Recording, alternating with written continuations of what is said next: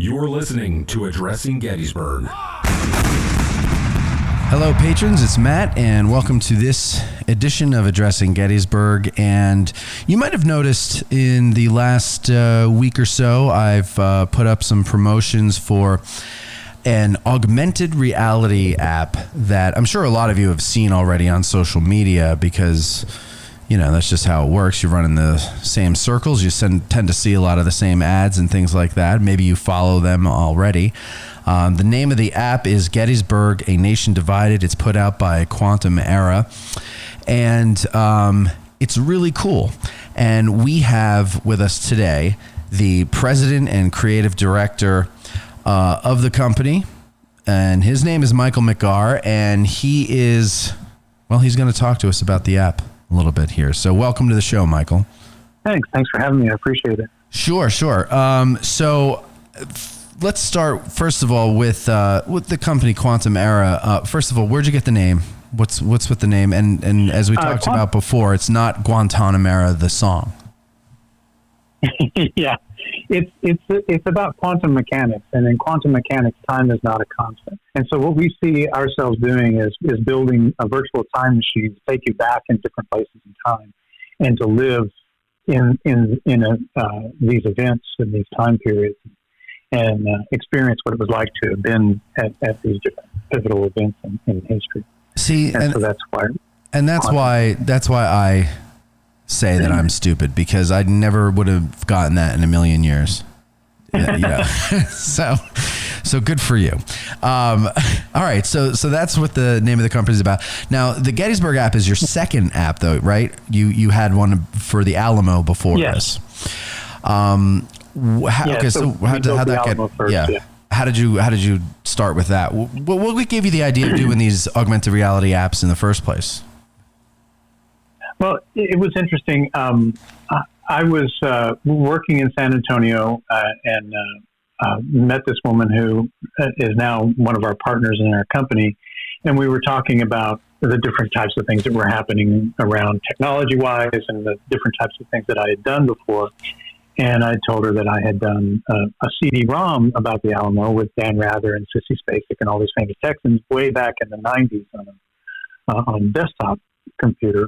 And then she said, well, how would you do it different today? And I said, well, Pokemon just came out. Wouldn't it be cool to stand where Davy Crockett defended the Alamo, stand beside him and watch him defend the Alamo? And she goes, okay, you have to do that. And I said, no, it's too expensive. It's too hard. It nearly killed me 20 years ago to do it. I'm much older. She said, oh, you're going to do it. And so then like 9 months later, we built the thing. So anyway, she's a very determined woman, and nice. She kind of forced me into it one piece at a time. So, but after we, yeah, go ahead. Go ahead. Well, I was going to say, anyway, you said 9 months it took. It took 9 months to start before we got funding. Yeah, just to start, and then it took us about 9 months to a year to build it. Okay. No, go ahead. What were you going to say?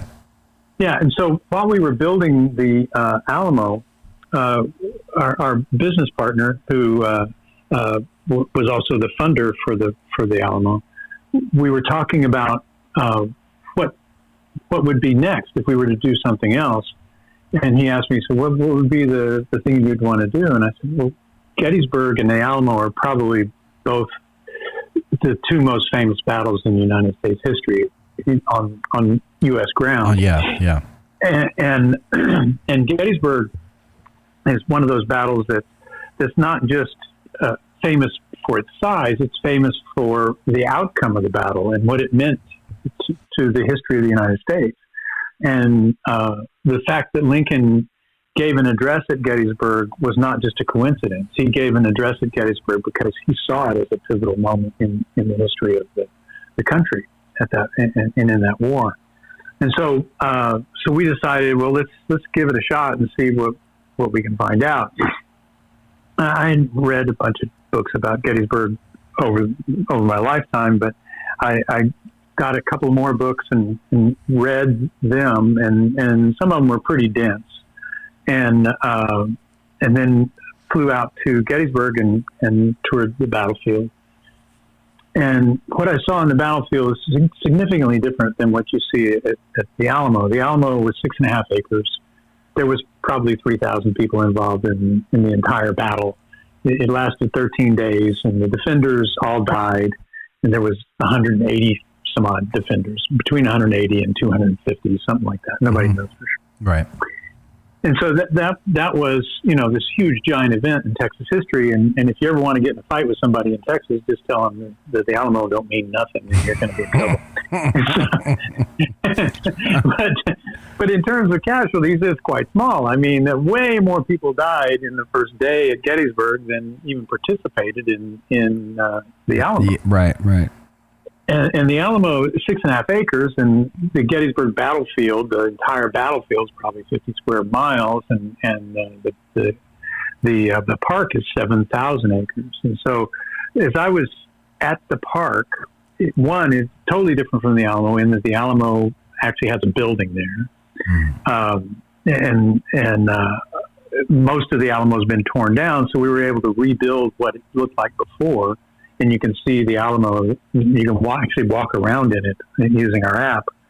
The whole 6.5 acres, and walk into the rooms and see where Bowie died, and see where Travis wrote the famous victory or death letter. You can walk into the church, all that stuff, and then also fly up above and watch the battle happen. But looking at Gettysburg, that wasn't going to be able to happen. We weren't going to be able to rebuild some significant building. Now we rebuilt part of the seminary and the cupola, but really, other than that, there wasn't a lot of significant buildings in this. The most significant thing, of course, is Pickett's Charge, and it's this giant field.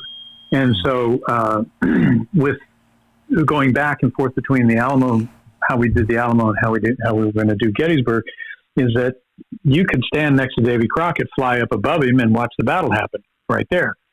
But at Gettysburg, if you stand where Lee stood when Pickett's Charge started, it takes 30 minutes for everybody to get over there, and then you just see smoke on the horizon, and that's not really exciting to watch. Right, it's kind of boring. It gets a little boring along the way, 30 minutes later. And so what we decided to do is, as we looked at it, was we wanted to create a mixed reality application where several things could happen. One is that you could capture artifacts at every tour stop, and the artifact actually exists inside the National Museum, and you could capture that artifact, and capturing the artifact gave you history of the artifact and why it's at that spot. Why is this artifact here? So, it gives kids something to search for and have fun with, and they're learning by accident. They think they're doing something fun and cool, right, but then they learn about this thing. Yeah. And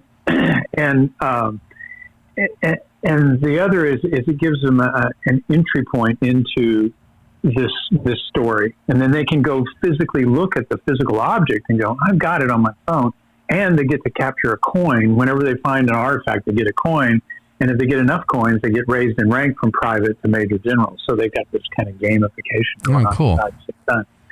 And then the other thing that when I was standing there with this tour guide, I had a great tour guide. It was a bus full of people. I don't know how many people it was. It was like 40 people. How many can get on that bus?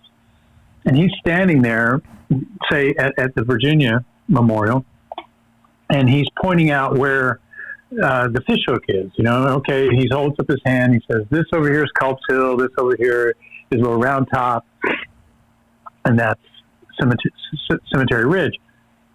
But where I was standing, I was off to his left. His thumb was actually on top of Little Round Top. From my perspective, and when I was 10, and so nobody knew what they were looking at. It's just a big field, and you can't even see. I mean, you can see the tops of the monuments over there on Cemetery Ridge, but you can't see anything. And so I was thinking, this really is ripe for some sort of explanation as to what we're looking at here. Sure. Because and I talked to one of the people from the Park Service, and he said his wife has lived there forever with him for several years, and people come from out of town, and she takes them on the battlefield, and they go, "Where's Culp's Hill?" And she goes, I think it's that maybe over. might be there, but maybe it's over there. And she's been there for a long time, Yeah. And so I thought that's right for building a part of the app where I can stand and look at the battlefield the way it was in 1863, spin around, and I can see flags and I can see markers that tell me these locations. And now I know where I am. And if I tap on the flag, if it's a Confederate flag, it pops up Longstreet, or it pops up somebody else who was in command of that position that I'm looking at right now. So it'll tell you who the commander was and a short little bio on him? A short bio and how many troops he had and what happened at that point. Wow. And that's just kind of static stuff, that's just like reading. Right. But it's pointing it out to you so that you can be location aware. Now I understand this location. This is giving me a real good understanding of what is around me. Who was to the left? Who was to the right? Who was behind me? Who was in front of me? What is that point over there? Oh, that's Culp's Hill. I see the marker that's pointing out to Culp's Hill. And so that's one of the things that you can see. So in the app, you have three choices when you get to each of these locations. And if you're actually traveling around the battlefield on the tour stops, the app will tell you when you get to a spot. Every time you get to a spot, it keeps track and it'll guide you to the next one. And so when you get to a spot, then you have three choices. You can capture an artifact. You can look at a 360 flag view and you can see everybody around, where everybody was and where the locations are. Or you can see the experience. And if you click on the experience, then you have to recognize the ground plane by moving your phone down and up. And then all of a sudden, there's General Lee getting on his horse in front of you about where he stood when the battle happened. And he gets up on his horse and he's standing out in the field where he was when the battle happened. And you can walk up to him, walk around the horse. You can get right up close to it. And it's photoreal, so it's pretty cool. And then after you've seen that, then you tap play scene and it starts. And at that particular one on the Virginia, the cannons start to go off and you're standing in a 360 field.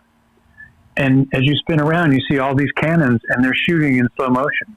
Wow. Off, and you're hearing the narration.